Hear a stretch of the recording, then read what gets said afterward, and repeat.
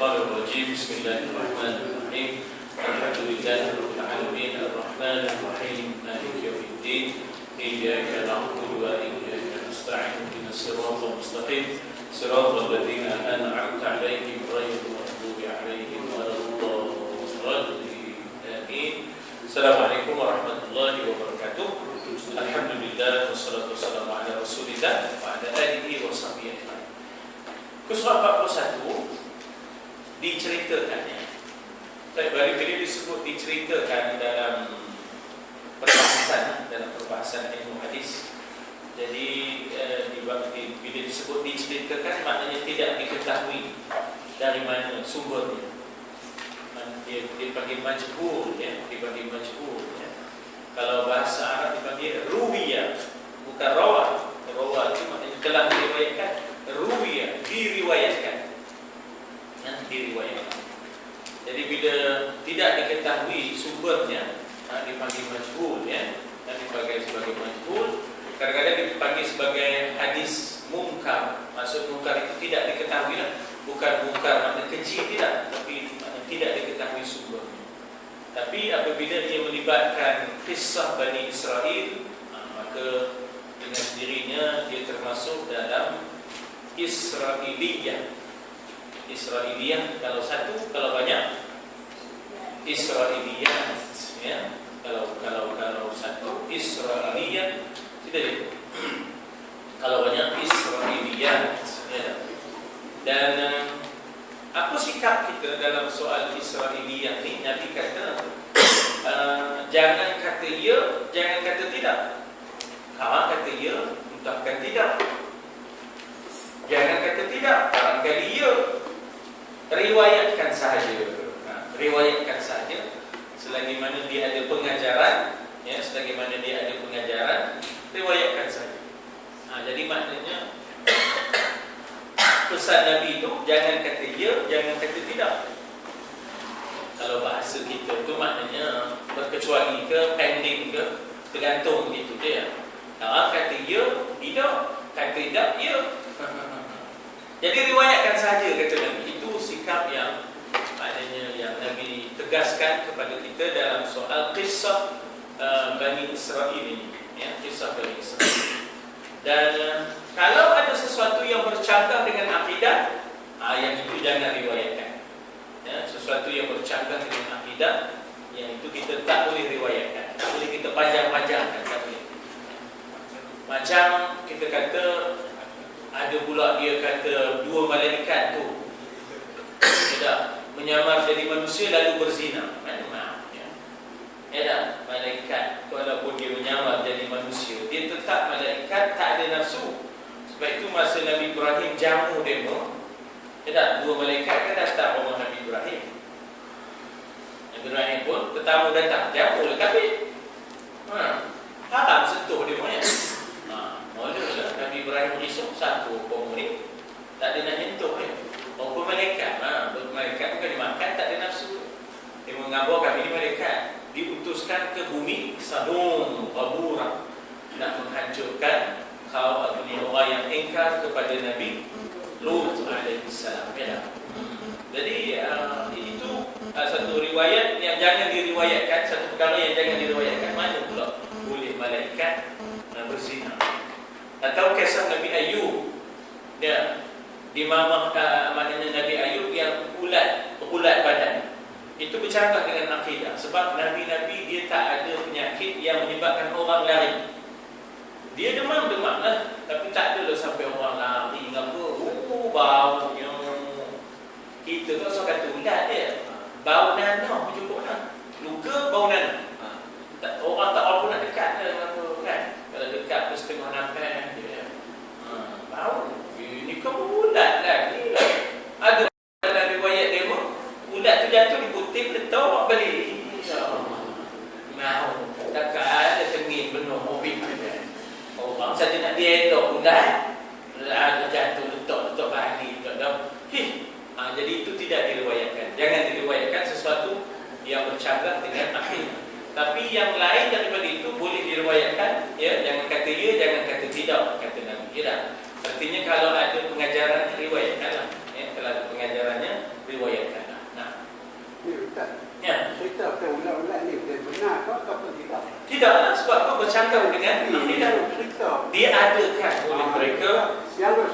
semua orang kira tendek-tendek. Standard. Kita main bola. Kenapa dia cerita? Maknanya tak habis pengkajiannya tentang dipanggil usul. Usul akidah tak habis. Maksudnya sepatutnya dia mengaji pula usul akidah bahawa Nabi-Nabi tak akan ada padanya penyakit yang menyebabkan orang genyi, lari, rasa jijik. Itu usul akidah.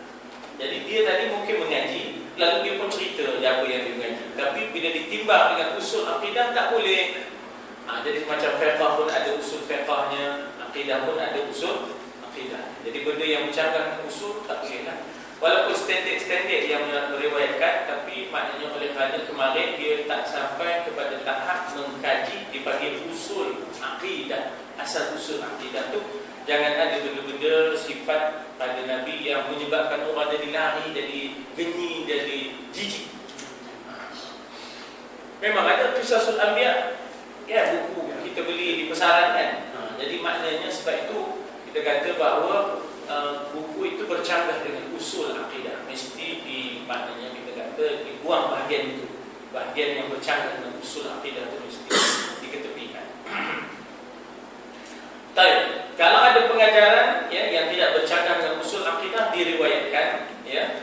Jadi pada satu ketika Isa alaihissalam berjalan-jalan. Nabi Isa alaihissalam ini tak panjang umurnya ya, tak sempat berkahwin ya. Kemudian dia diangkat ke langit ya. Beliau berjumpa dengan seorang pemuda yang sedang menyirami tanaman. Lalu pemuda itu berkata, "Ya Isa, mintakan aku kepada Tuhanmu agar memberiku rezeki mahabbah Allah, ya, maknanya mahabbah kepada Allah Subhanahu wa taala."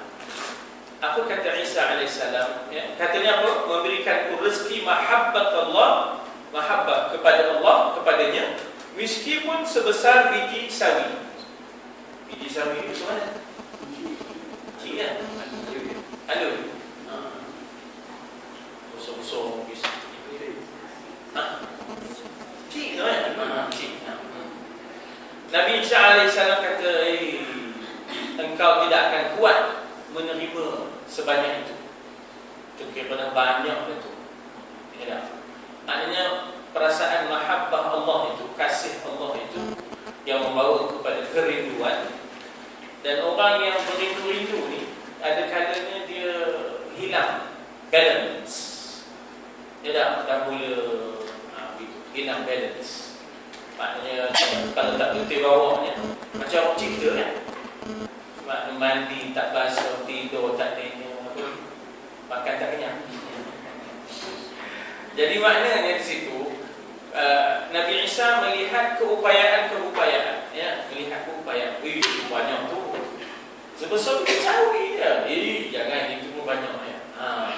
Kau takkan kuat menerima mahabbah yang sebesar itu, yang sebanyak itu. Itu pun menyebabkan hilang keseimbangan. Kasih kepada Allah ini menyebabkan seseorang itu maknanya tenggelam. Ghariq. Tenggelam, ya. Orang para sahabat seumpama siapa? Abbad ibnu Bishr, ya. Dia tenggelam dalam tahajudnya, dia tenggelam dalam tilawahnya, dia tenggelam bertilawah semasa tahajudnya. Lalu datanglah panah musuh, kena hinggap di jasadnya. Dia tak rasa langsung sakit, ya. Dia tak rasa pasal asyiknya dia dengan tilawah suratul Kahfi, asyiknya dia dengan tahajudnya. Dia tak tiba-tiba lah sampai tiga panah yang ketiga.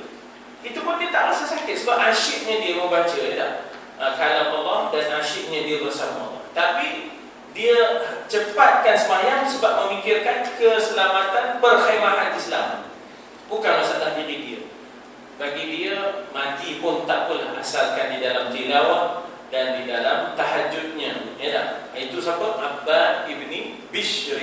Ya, Abbad ibni Bishr, seorang sahabat Nabi yang berkawal perkhemahan Zatul Riqa', dipanggil ya, Zatul Riqa', ya. Luar biasa. Sayyidina Ali misalnya kan, orang nak cabut panah dari dia rasa sakit. Beginilah kata, biar aku sembahyang. Masa aku sembahyang aku cabut, aku takkan rasa sakit lah. tenggelamnya dalam kerinduan dan keasyikan bersama Allah sehingga tak ada rasa yang lain lah, ya tak? Kan ada orang begitu ya, mandi bola, minum bola, tidur bola, mati pun bola. Sudah na'udzubillah, dekat Bandung, dekat Melaka ya. Tengok balik daripada Ipoh pukul 5 pagi, 8 motor ya, 8 motor baru balik daripada Ipoh, tengok Brazil lawan, mula-mula punya game. Brazil lawan apa? Malaysia. Malaysia. Jadi orang tengok tu. Berapa je Mat? 3-1 ya? 3-1. Mata habis semua. Neymar skor. Neymar skor. Jadi maknanya apa nama tu? Asyiknya tu tenggelam ya tak? Sampai tak peduli yang lain lah. Ya, tak peduli yang lain. Mahabbat Allah ini menyebabkan kalau boleh hilang keseimbangan itu ya tak? Menyebabkan orang tu dah tak jaga diri dah. Maksud kalau bukan tak memang disuruh kasihkan Allah, tapi maknanya ada kadar yang boleh manusia maknanya bau, ada kadar yang manusia tak boleh bau, ya tak? Engkau tidak akan kuat menerimanya. Pemuda itu mendesak, kalau begitu bagi separuh saja. Separuh biji sawi, ya tak? Separuh biji sawi, ya tak? Lalu Nabi Isa pun berdoa, semoga maknanya orang si petani ini dapat mahabbat Allah, berkasih sayang, berindu-rindu dengan Allah walaupun sebesar separuh biji sawi ini, ya. Maka kata Nabi Isa dalam doanya, wahai Tuhan, berilah dia separuh biji sawi daripada mahabbat Allah, daripada mahabbat yang kepada Engkau, ya Allah. Lalu kemudian Nabi Isa pun meninggalkan petani tadi, ya, dengan cucuk tanam. Beberapa lama kemudian Isa AS lalu di tempat itu. Dia tanya, mana pergi pemuda yang bercucuk tanam, yang menyiram-nyiram tanaman? Oh, orang kata dia dah gila, dah pergi ke satu gunung, dah asyik ya, dengan zikirnya, dengan munajatnya, ya dah tak fikir lain dah. Fikirnya adalah berdamping dengan Allah, ya dah. Dia hanya dengar kalam Allah, dia hanya akan bercakap dengan Allah, dia akan hanya melihat kebesaran Allah. Tak ada dah, dia tak ada dah kebesaran dunia, tak ada. Jadi dia dah cakap seorang tu maknanya cakap dengan Allah. Ya tak? Sembangnya dengan Allah sahaja, ya tak? Nabi Isa memohon kepada Allah agar dapat melihat balik pemuda itu. Apabila Nabi Isa dapat bertemu dengan pemuda, diberinya salah, tak dijawabnya. Maksudnya dia ni sudah tenggelam dengan zikrullahnya, ya, tenggelam dengan kalam Allahnya, bicaranya, sehingga dia tak dengar dah, ya, dia tak dengar dah, maknanya kalam lain kecuali kalam Allah juga, ya. Tetapi tidak dijawab oleh pemuda. Nabi Isa terpaksa berkata, akulah Isa, ya, ana Isa bin Maryam, ya. Allah mewahyukan kepada Isa bagaimana dapat dia mendengar ucapan manusia jika dalam hatinya sudah ada separuh biji sawi daripada mahabbah kepada Allah. Orang kalau dah berkasih sayang, berindu dendam, ya dah. Tak ada dipedulinya dah, ya dah. Tara-tara Siti Zulaikha dah tak peduli kepada Yusuf. Kemarin kejar Yusuf, kemarin dia kejar Yusuf, ya dah. Udah tenggelam dalam zikrullah dan kalam Allah dan bersama Allah, udah terpaksa pula usuk mandi. Ya dah, usut pasal mengambil bahawa Allah telah takdirkan lahir kepada aku dan kamu 3 orang anak, 2 putera, satu puteri, ya dah. Barulah dia menyerah dirinya kepada Yusuf AS. Kalau tidak, dia sudah tenggelam dengan mahabbah Allahnya, ya. Ialah tuan-tuan dan puan, ya dah. Bagaimana dalam hadis Qudsi Allah disebut dhahikallah, Allah ketawa, ya, dalam satu hadis Qudsi. Hadis Qudsi ini banyak menceritakan sifat Allah dan perbuatan Allah. Macam mana disebut dhahikallah, Allah ketawa dengan seorang yang punya isteri, ya, ditinggalkannya kelazatan beristeri, lalu dia tahajud menyembah aku. Jadi maknanya di situ apa maksudnya? Allah redha dengan apa yang dibuat oleh orang ini, sanggup dia meninggalkan yang lain, kasih sayang yang lain demi kasihnya kepada Allah. Jadi Allah menggunakan perkataan dhahika, ya tak? Maknanya menunjukkan Allah cukup senang dengan perbuatan seseorang yang punya kelazatan, isterinya ada, tidur bersamanya, ditinggalkannya isterinya untuk dia bertahajud, berdamping dengan Allah. Jadi hadis qudsi itu sebut dhahikallah, Allah tertawa dengan perbuatan hamba-Nya. Maksudnya cukup senangnya Allah dengan perbuatan itu, ya tak?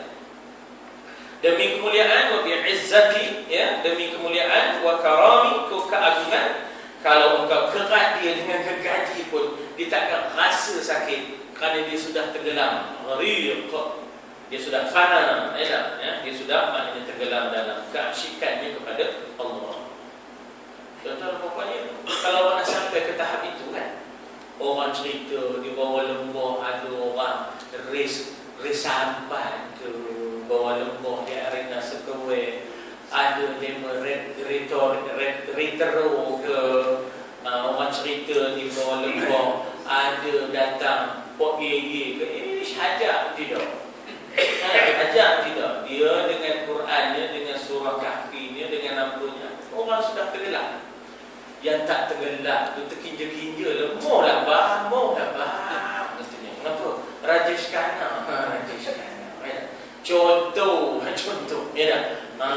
Maknanya orang yang masih ada dunia itu orang yang sudah tak ada, ya tak? Orang yang sudah fana, orang yang sudah asyik dengan Allah, tak ada dah. Ya tak? Tak ada dah dalam hatinya itu semua, ya tak? Tak ada dalam hati. Walaupun susah hidupnya, tapi dia gembira. Kan Nabi begitu. Bila bangun Nabi ziarah, Umar ziarah dia, Nabi pun bangun, tengok-tengok berbekan belakang. Royok sedang Umar.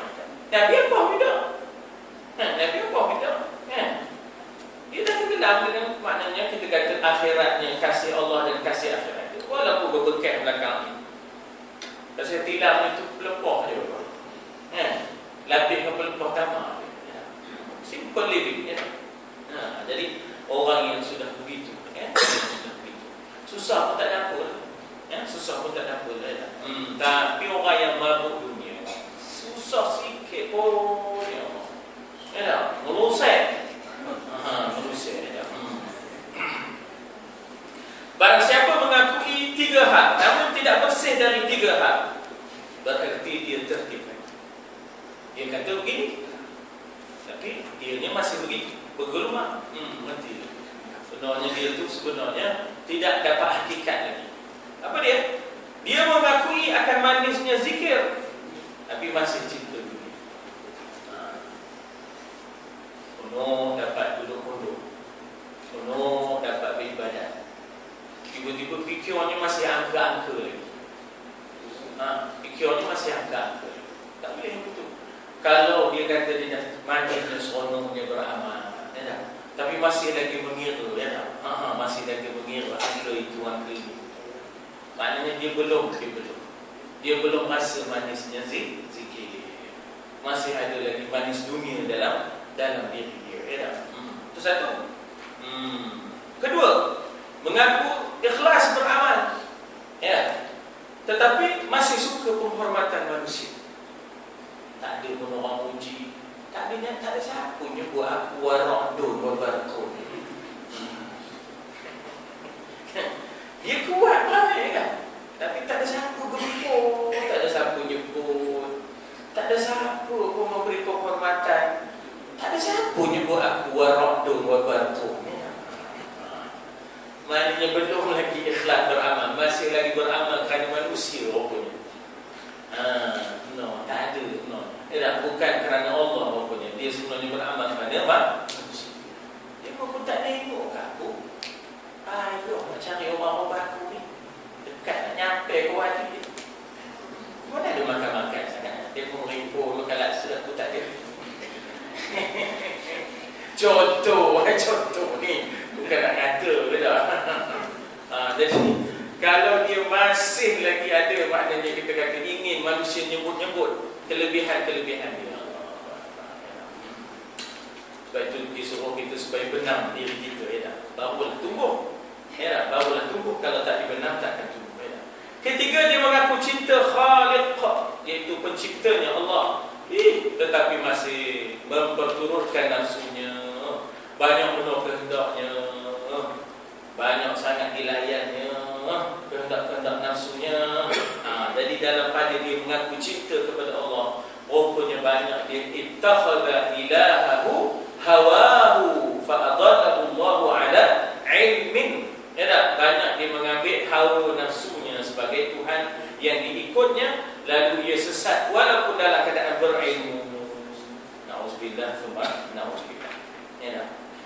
Nabi ada bersabda, sayati zaman, akan sampai satu zaman, ada ummati yuhibbuna khamsan wa yansawna khamsan.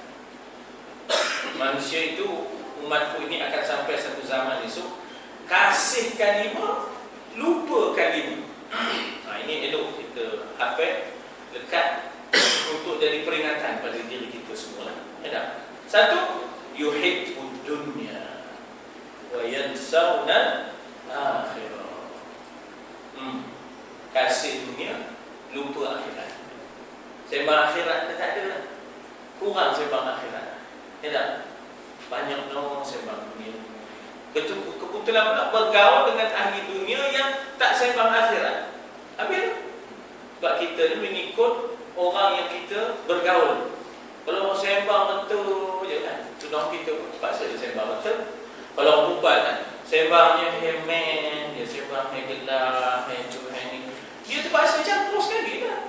Dia pun terpaksa sembang. Tapi itulah dia pun tak ada semara je dapat masa kahwin kemarin. Bukan utama, itu pun tak berapa kali kena sandung. Jadi kalau kita berkawan dengan orang yang sembang hemen, dia terpaksa dia sembang hemen. Ya tak? Jadi maknanya sesungguhnya pergaulan kita itu mempengaruhi agama kita. Ya, mempengaruhi agama kita. Dengan siapa kita bergaul? Ya tak? Dengan orang yang banyak ingatkan kita kepada dunia ke, atau orang yang banyak ingatkan kita ke akhirat. Sebenarnya, ya tak? Dunia ini, ya tak? Dunia ini sebenarnya, kalau kita lari dari dia, dia datang. Tapi kalau kita cari dia, dia lari. Ya tak? Kalau kita cari dia, dia lari. Tapi kalau kita lari dari dia, mencari akhirat, maka akhirnya dunia itu datang. Nak telan dunia ini bukan senang tuan. Ya tak? Maunya kena lari ke dia, kejar. Ya tak? Siang malam kejar. Ya tak? Siang malam kejar. Jadi itu ceritanya. 3/4 ataupun boleh kata separuh Empire Parsi, Empire Rom jatuh kepada Sayyidina Abu Bakar, Umar, Osman. Bukan kerana dia mengejar dunia tu. Dia pun sedang mengejar akhirat, tapi dunia tu datang ke dia. Non yang mengejar dunia, ya tak? Akhirnya dunia tu lari dari dia. Jatuh empire demi empire. Ya tak? Maknanya dunia sekarang ni pun, ya tak? Amerika jatuh, Greece jatuh, apa semua jatuh. Kerana dia mengejar dunia, akhirnya dunia lari daripada mereka. Ya tak? Jadi maknanya itulah keadaannya, mereka suka kepada dunia dan mereka lupa akhirat. Pertama. Kedua, yuhibbuna wa yuhibbuna al-mal wa yansawna al-hisab. Ya Allah, kasihnya mereka pada mereka sehingga lupa mereka hisab, hitungan-hitungan, dapat dari mana ni, ke mana belanjanya, ngapa mereka buat begitu daripada mereka ni. Yang ketiga, wa yuhibbuna al-khalq wa yansawna al-khaliq. Kasihnya pada makhluk. Ya tak? Lupa pada Khaliq, pencipta makhluk. Ya tak? Cintanya pada makhluk. Sembah makhluk je. Ya tak? Sembah Khaliq tak ada. Sembah makhluk je. Sembah manusia je. Ya tak? Dia tak ada sembah Tuhan, dia tak ada. Dia bukan Rabbaniyun. Ya tak? Dia bukan Rabbaniyun. Allah suruh dia jadi kunu Rabbaniyin. Jadilah kamu orang-orang Tuhan. Sembang tu, sembang kayak Tuhan je. Tak, tak ada. Dia sembang kayak manusia je. Yang menjaga istana, sembang kayak istana je. Ya tak? Yang menjaga lembu, sembang kayak lembu je. Contohlah, Sofi bukan tak ada contoh. Yang jadikan sembang ikan je. Ya tak? Bukan dia tak boleh sembang, tapi sembang tentang Allah tu lebih banyak daripada sembang manusia. Tak ada. Wa yuhibbuna al-khalq wa yansawna al-khaliq. Dan mereka lupa pencipta, mereka asyik bersembang tentang yang kena cipta, iaitu makhluk. Dan seronok juga apa yang sembang kayak istana tu, dia ni jadi jaga pun. Kadang-kadang tak dapat masuk dalam pun sebab dia jaga dia pun. Tapi sembang kayak istana daripada inci ke inci, ya tak? Daripada bilik ke bilik. Namun kita tanya mereka dalam istana itu kau juga dia kan? Kau jadi kau dia jaga dia kan? Itulah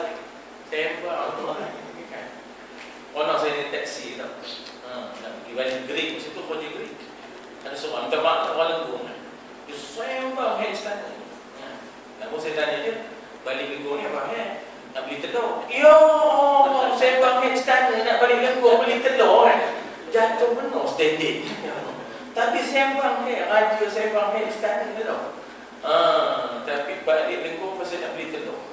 Zaman tu sama standard rate zaman tu. Zaman tu lah, ya tak? Standard rate ni gemuk datang Greek. Saya masa tu 3 Greek. Tahu lah ya tak? Balik cerita kita ya tak? Wa yuhibbuna adh-dhunub wa yansawna at-taubah. Allah, ya tak? Begitu kasihnya mereka kepada dhunub, suka, kasih, gemar, beli, ya tak? Tumpu, ya, sanggup gadai golok untuk membeli dosa. Ya, yuhibbuna adh-dhunub wa yansawna at-taubah. Ni tak ada cerita taubat ni, tak ada dalam fail, dalam kamus, tak ada. Ya tak ada pun, ya, tak ada dalam fail dia, ya, tak ada dalam fail dia. Cerita taubat. Yang ada ialah dia suka kepada segala jenis dosa-dosa, ya. Dan yang akhir ialah wa yuhibbuna al-qusur wa yansawna al-qubur. Di sini disebut wa yansawna al-maqbar, ya. Tapi yang saya hafalnya wa yansawna al-qubur. Dalam riwayat yang lain yuhibbuna al-qusur wa yansawna al-qubur. Qusur ni maknanya istana. Kasihnya mereka, ya tak, kepada istana, qusur daripada qasr, ya, daripada qasr. Rumah-rumah mereka bagai istana. Tiang-tiangnya pemeluk. 2 pemeluk, 3 pemeluk, mansion lah, ya, mansion. Asal makna qusur ini ialah qasr. Qasr itu maknanya istana. Suka berumah besar. Wa yansawna al-qubur. Ya tak? 5 kaki. 5 kaki dalam, 3 kaki, 7 kaki. 3? Ini rumah yang kau kata kosong tu ada lagi ke dia? Ada. Kalau minta dapat. Kalau minta dapat lah kan. Besar ke dia? Besar juga lah kan. 7 kaki dalam. 7 kaki kan. Kemudian dia ada 3 kaki. Kemudian ada dalam 5 kaki. 7 kaki ya. Besar juga dia ni. Ada dalam lagi kata kan. Itu kubur kata kan. Tadi kecapur kau tahu kan. Jadi yuhibbuna al-qusur wa yansawna al-qubur dalam riwayat. Ya tak? Saya ingat lagi hadis ni, saya ternampak pada dinding salah satu surau ataupun musalla di Iskandaria. Masa saya mengaji di Iskandaria tu, ya. Jadi maknanya balik daripada satu perjumpaan, ya, itu singgah di satu musalla, sembahyang situ, jumpa hadis ni. Jumpa hadis ni duduk lebih kurang 5 minit, habis. Duduk 5 minit tu habis. Ya tak? Itu ialah maknanya. Lepas itu terjumpa lah di sini, ya, terjumpa. Masa saya hafal tu, yuhibbuna al-qusur wa yansawna al-qubur. Mereka begitu kasihkan rumah mereka, mereka lupakan kubur mereka. Ya, mereka lupakan kubur mereka. Ataupun di sini disebut maqbarah, ya, disebut maqbarah. Jadi ini semua kegagalan dalam bercinta, ya. Ini semua kegagalan dalam bercinta. Orang yang cinta akhirat yang akan berjaya. Orang yang cintakan maknanya khaliq, itulah yang akan berjaya. Orang yang cintakan taubat, itulah yang akan berjaya.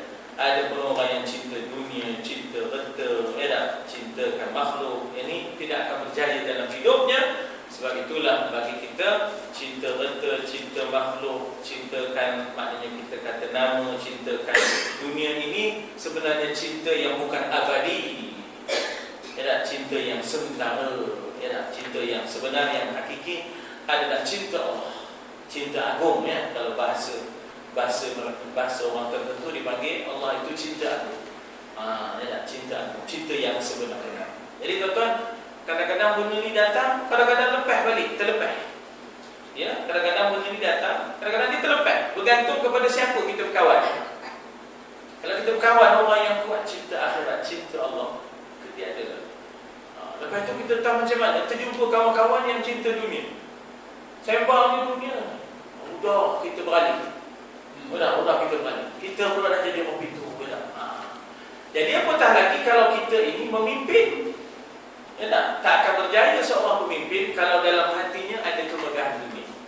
Ya, saya baca tadi dalam tafsir Pak Hamka, dicerita di situ bagaimana tak akan berjaya seorang pemimpin dalam mengupas ayat waja'alna minhum a'immatan yahduna bi amrina lamma sabaru. Takkan berjaya seorang pemimpin sebab a'immah itu maknanya pemimpin. Ya, lama kalau sekiranya dia tidak sabar dengan dunia. Kalau dalam hatinya ada banyak kemegahan dunia, tak akan berjaya. Ini yang kita tengok. Ya tak? Ini yang kita tengok. Tapi banyak pemimpin-pemimpin yang akhirnya jatuh kerana dalam hati itu banyak lagi kemegahan-kemegahan dunia.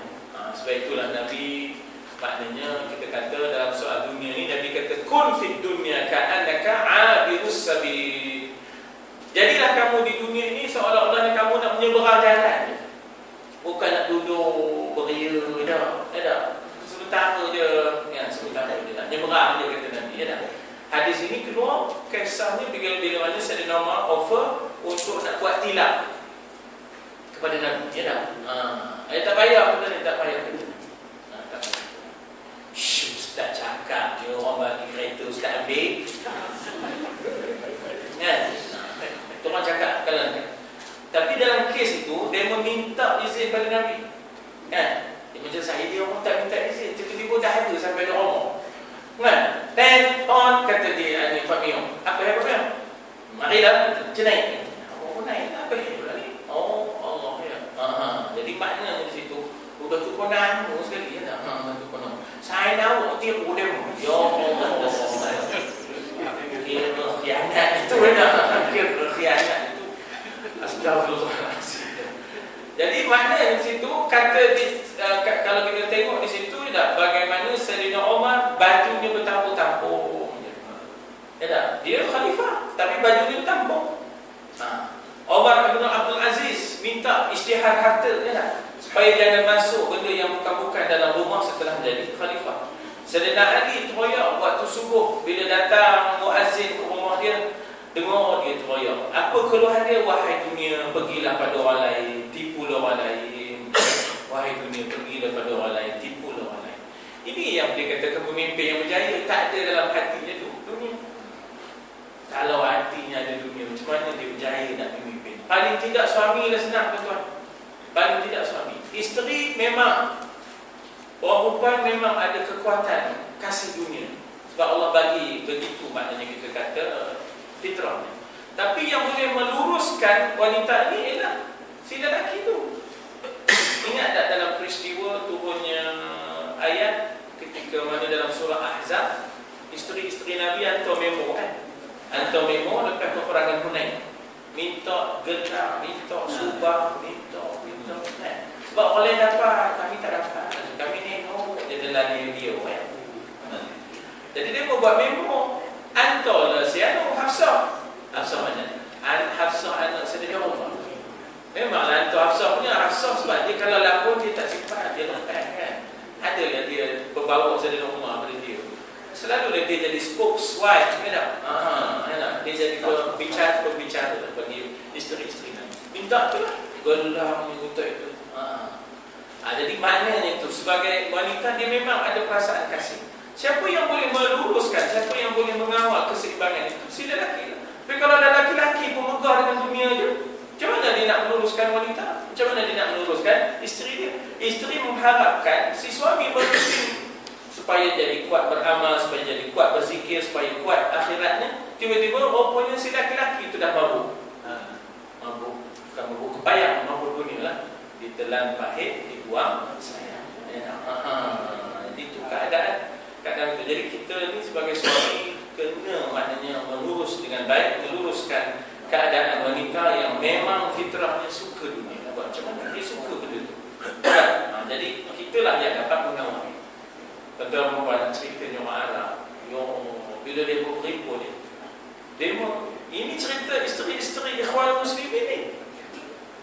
Jadi bila ada program perhimpunan, jadi saya bawa isteri sekali dalam program tu. Allah kata isteri tak reti nak campur. Kenapa? Dia semua buka gelar nak buka gelang, buka rantai, buka apa. Aku nak ada buka, katanya. Ini tak isteri-isteri ikhwan muslim ini. Jadi maknanya dia memang di antara kegemaran mereka menghimpun barang-barang kemas. Tapi maknanya kita, alhamdulillah, dalam bab keduniaan ini wanita kita cukup kuat. Dia punya orang kata pengorban. Tadi tu saya terima satu bank account, bank apa ni? Bank slip. Ada orang masuk dalam bank 30,000. Ya tak? Wanita kita, yang maknanya muslimat kita, ya, muslimat kita. Jadi Masya Allah, luar biasa, ya tak? Kita rasa terharu, ya. Jadi maknanya kita memang ada fitrah itu, tapi jangan fitrah itu menjadi fitnah. Fitrah itu memang ada, tapi jangan sampai dia menjadi fitnah, melarang. Maklum kamu dapat pesona, ya tak? EJS tu, ya tak? 69 1 sampai 5. Ya tak? Keluarga 69 1 sampai 5, ya. 6915 punya nombor kan. Pak kau tu bagus dengan dua ya. Kau 69 mata lagi tulis balik. Tengah tu tak tahu siapa itu, siapa menantu kan. Jadi kena jaga sungguh-sungguh supaya jangan sampai kita terpanik dengan cinta yang tidak abadi. Cinta yang tidak abadi. Jadi kita mencari cinta yang abadi, cinta yang hakiki. Jadi hadis ini boleh menjadi renungan kita bersama, ya? InsyaAllah. Nah, kita berhenti dekat pernah Mansur Ibn Ammar menasihati seorang pemuda. Ad-dinu nasihat. Agama itu ditegakkan di atas dasar nasihat. Jadi dengan sebab itulah maka kita baca kitab-kitab